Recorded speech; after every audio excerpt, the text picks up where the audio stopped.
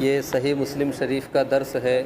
الحمدللہ اب تک ہم لوگوں نے کتاب الایمان سے، کتاب الطہارت سے اور کتاب الصیام سے تقریباً ساری حدیثیں پڑھ لی ہے۔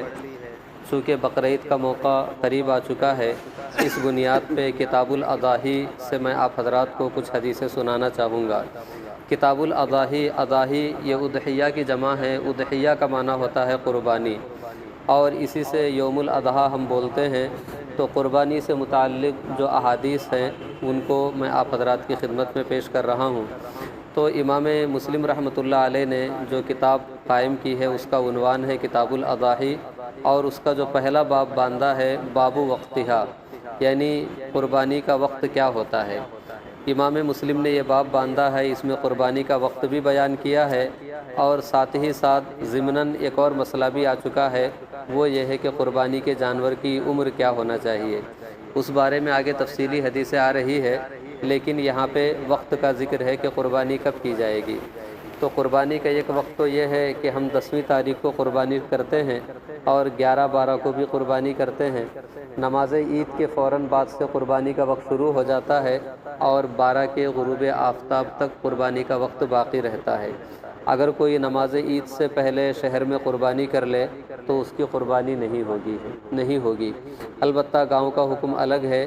اگر کوئی 10ویں تاریخ کو طلوع آفتاب کے بعد نماز عید سے پہلے قربانی کر لے، وہاں نماز عید نہ ہوتی ہو تو اس کی قربانی ہو جائے گی، ورنہ جہاں نماز ہوتی ہے وہاں پہ نماز کے بعد ہی سے قربانی کا وقت شروع ہوتا ہے۔ اب دیکھیے کہ حدیث پاک میں یہ مسئلہ کس انداز سے بیان کیا گیا ہے۔ سب سے پہلے حضرت امام مسلم رحمۃ اللہ علیہ فرماتے ہیں کہ ہم سے احمد ابن یونس نے حدیث بیان کی، انہوں نے کہا کہ ہم سے زہیر نے حدیث بیان کی، وہ کہتے ہیں کہ اسود ابن قیس نے ہم سے حدیث بیان کی۔ پھر اسی طریقے سے سلسلہ بڑھتے ہوئے حضرت جندب ابن سفیان کا ذکر آتا ہے، وہ فرماتے ہیں کہ شہدت الاضحیٰ مع رسول اللہ صلی اللہ علیہ وسلم، میں بقرعید کے دن نبی کریم صلی اللہ تعالیٰ علیہ وسلم کے ساتھ موجود تھا۔ فلم یعود ان صلی وفرغ من صلاتہ سلم فاذا ہوا یرا لحم اضاحی قد ذبحت قبل ان یفرغ من صلاتہ۔ تو آپ فرماتے ہیں کہ نبی کریم صلی اللہ تعالیٰ علیہ وسلم ابھی نماز سے فارغ ہو کر سلام پھیرے ہی نہیں تھے کہ آپ نے دیکھا کہ قربانی ہو چکی ہے۔ قربانی کا گوشت آپ نے دیکھا، نماز سے فارغ ہونے سے پہلے ہی آپ نے گویا قربانی ہو چکی، اور حضور نے سلام پھیرتے ہی قربانی کا گوشت دیکھا۔ فقالا، تو آپ نے فرمایا، من کانا ذبح اضحیتہ قبل ان یصلی او نصلی فلیذبح مکانہا اخری ومن کان لم یذبح فلیذبح باسم اللہ تعالی۔ فرمایا کہ جس نے نماز عید سے پہلے، اپنی نماز سے پہلے یا ہماری نماز سے پہلے جس نے بھی قربانی کر لی ہے، وہ اپنی اس قربانی کی جگہ دوسرے جانور کو ذبح کرے۔ ومن لم یذبح، اور جس نے اب تک اپنا جانور ذبح نہیں کیا ہے تو اب وہ نماز کے بعد اپنے جانور کو اللہ کے نام پہ ذبح کرے۔ اس حدیث پاک سے یہ مسئلہ معلوم ہوا کہ نماز عید کے بعد ہی قربانی ہوتی ہے۔ نماز عید سے پہلے اگر کسی نے قربانی کر لی ہے، جانور ذبح کر لیا ہے، تو وہ قربانی کے لیے ناکافی ہے، اس کو دوبارہ قربانی کرنی ہوگی۔ یہ حدیث کم و بیش 7-8 سندوں کے ساتھ تفصیل سے مذکور ہے۔ حصول برکت کے لیے اور تبرک کے لیے وہ حدیثیں ہم پڑھتے ہیں۔ دیکھیے حضرت جندب ابن سفیان کہتے ہیں کہ نبی کریم صلی اللہ تعالیٰ علیہ وسلم نے نماز سے فارغ ہونے کے بعد دیکھا تو آپ نے فرمایا، من ذبح قبل الصلاۃ فلیذبح شاۃ مکانہا۔ یہی حدیث یہاں پر بھی ہے۔ پھر آگے بھی تقریباً یہی حدیث ہے حضرت جندب رضی اللہ تعالیٰ عنہ سے۔ آگے ایک اور حدیث پاک ہے، اس میں تھوڑا سا مختصر سا واقعہ بھی ہے، وہ واقعہ آپ نے سنا بھی ہوگا۔ وہ حدیث حضرت برا رضی اللہ تعالیٰ عنہ سے مروی ہے۔ وہ فرماتے ہیں کہ ضحیٰ خالی ابو بردہ قبل الصلاۃ، میرے ماموں حضرت ابو بردہ نے نماز عید سے پہلے قربانی کر لی۔ فقال رسول اللہ صلی اللہ علیہ وسلم، جب نبی کریم صلی اللہ علیہ وسلم کو اطلاع ملی کہ جناب حضرت ابو بردہ نے نماز عید سے پہلے قربانی کر لی ہے، تو آپ نے فرمایا، تلکا شاۃ لحم، اے ابو بردہ تم نے جو قربانی کی ہے وہ گوشت والی بکری ہے، یعنی وہ قربانی کی بکری نہیں ہے، وہ گوشت کھانے کی بکری ہو سکتی ہے۔ جیسے ہم گوشت کھانے کے لیے بکری ذبح کرتے ہیں، ویسے یہ گوشت کھانے والی بکری ہے، قربانی والی بکری نہیں ہے۔ تو وہ صحابی عرض کرتے ہیں، ان اندی جزعۃ من الماضی، یا رسول اللہ میرے پاس بکری کا بچہ ہے، جو بکری تھی وہ تو میں نے ذبح کر دی، اب بکری نہیں بچی، بکری کا بچہ بچا ہے۔ فقال، تو نبی کریم صلی اللہ علیہ وسلم نے فرمایا ضحی بہا، اسی بچے کو ذبح کر دو۔ مزید فرمایا ولا تصلح لغیرک، تمہارے علاوہ کسی کے لیے جائز نہیں ہے کہ وہ بکری کا بچہ قربانی کے دن ذبح کرے۔ جو بھی قربانی کرے گا وہ 1 سال کی بکری ذبح کرے گا، اور اگر کسی کے پاس 6 مہینے کی بکری کا بچہ ہو تو کسی کے لیے اس کی اجازت نہیں ہے۔ پھر اس کے بعد آپ نے فرمایا من ضحیٰ قبل الصلاۃ فإنما ذبح لنفسہ، جس نے نماز عید سے پہلے قربانی کر لی تو اس نے اپنے پیٹ کے لیے، اپنی ذات کے لیے قربانی کی ہے۔ ومن ذبح بعد الصلاۃ، اور جس نے نماز عید کے بعد قربانی کی ہے، فقط تم نسکہ واصاب سنت المسلمین، تو اس کی قربانی مکمل ہوئی، اس کا عمل مکمل ہوا اور اس نے مسلمانوں کے طریقے پہ عمل کیا ہے۔ اس حدیث پاک سے بھی یہی مسئلہ واضح ہوا کہ نماز عید سے پہلے جو قربانی ہوتی ہے وہ قربانی نہیں ہے، وہ محض کھانے کا گوشت ہو سکتا ہے۔ جو اللہ کا حکم ہے، جو نبی کریم صلی اللہ تعالیٰ علیہ وسلم کی سنت ہے، جو اسلام کا شعار ہے، وہ یہ ہے کہ نماز عید کے بعد قربانی کی جائے۔ اور دوسری جو اہم بات یہاں پہ واضح ہوتی ہے وہ یہ ہے کہ ایک صحابی حضرت ابو بردہ نے فرمایا کہ یا رسول اللہ میں نے نماز عید سے پہلے قربانی کر لی ہے، تو حضور نے فرمایا کہ دوسری قربانی کرو۔ تو وہ عرض کرتے ہیں یا رسول اللہ قربانی کے لیے جس عمر کے جانور کی ضرورت ہوتی ہے اس عمر کا جانور میرے پاس نہیں ہے، 1 سال کی بکری ہونا چاہیے، میرے پاس 1 سال کی بکری نہیں ہے۔ تو حضور صلی اللہ تعالیٰ علیہ وسلم سے انہوں نے ذکر کیا کہ 6 مہینے کی بکری کا بچہ ہے، 6 مہینے کا بچہ ہے، تو کیا میں اسے ذبح کروں؟ تو حضور نے فرمایا کہ تم اس کو ذبح کر دو، اور تمہارے علاوہ کسی کو اس کی اجازت نہیں ہے کہ بکری کا بچہ جو 6 ماہ کا ہو اس کو ذبح کرے۔ اس سے نبی کریم صلی اللہ تعالیٰ علیہ وسلم کے بارے میں یہ عقیدہ واضح ہو جاتا ہے کہ اللہ رب العزت نے آپ کو محض ایک سفیر یا قاصد بنا کر نہیں بھیجا، بلکہ اللہ رب العزت نے شارع یعنی صاحب شریعت بنا کر بھیجا ہے۔ تو نبی کریم صلی اللہ تعالیٰ علیہ وسلم اللہ کی عطا سے جو شریعت کے احکام ہیں وہ بیان کرتے ہیں، اور اپنی امت میں جس کے لیے چاہتے ہیں تخفیف فرماتے ہیں، اور جس کے لیے چاہتے ہیں پابندی بھی عائد کرتے ہیں۔ یہ حضور صلی اللہ تعالیٰ علیہ وسلم کا خصوصی اختیار تھا کہ آپ نے ایک بکری کو جو 6 ماہ کی تھی ایک صحابی کے لیے اجازت دے دی، اور ساتھ ہی دوسرے لوگوں کے لیے فرما دیا کہ کوئی دوسرا کرنا چاہے تو نہیں کر سکتا ہے۔ بس یہی واقعہ ہے، چند سندوں کے ساتھ اسے ملاحظہ فرمائیں۔ حضرت ابو بردہ رضی اللہ تعالیٰ عنہ نے نماز عید سے پہلے قربانی کر لی، اور اس کے بعد حضور صلی اللہ علیہ وسلم نے گویا سوال کیا کہ تم نے کیوں قربانی کر لی؟ تو وہ بطور جواب عرض کرتے ہیں ان ھذا یوم اللحم فیہ مکروہ، یا رسول اللہ یہ ایسا دن ہے کہ جس میں گوشت کا انتظار ناپسندیدہ ہوتا ہے۔ ہم نماز پڑھ کے آئیں گے، بچے گوشت کے منتظر ہوں گے، تو یہ دن ایسا ہے کہ جس میں گوشت کا انتظار، گوشت کو طلب کرنا مکروہ ہوتا ہے۔ وَإِنِّي أَجَّلْتُ نَسِيكَتِي لِأَهْلِي وَجِيرَانِي وَأَهْلِ دَارِي، اور میں نے اپنی قربانی جلدی کر لی اپنے گھر والوں کو کھلانے کے لیے، پڑوسیوں کو کھلانے کے لیے، اپنے بچوں کو کھلانے کے لیے۔ تو حضور صلی اللہ علیہ وسلم نے فرمایا کہ قربانی دہرا دو، دوبارہ قربانی کرو۔ تو وہ عرض کرتے ہیں ان عندي اناق لبن، یا رسول اللہ میرے پاس دودھ دینے والی بکری ہے، ہی خیر من شاۃ لحم، وہ گوشت والی 2 بکریوں سے زیادہ بہتر ہے، یعنی بکری تو چھوٹی ہے لیکن جو گوشت والی بکری ہے اس سے اچھی ہے۔ تو حضور نے فرمایا ہی خیر نسیکتیکا، جو تم 2 قربانی کر رہے ہو، ایک کر چکے اور جو دوسری کر رہے ہو، اس میں یہی بہتر ثابت ہوگی جب اس کا گوشت اچھا ہے۔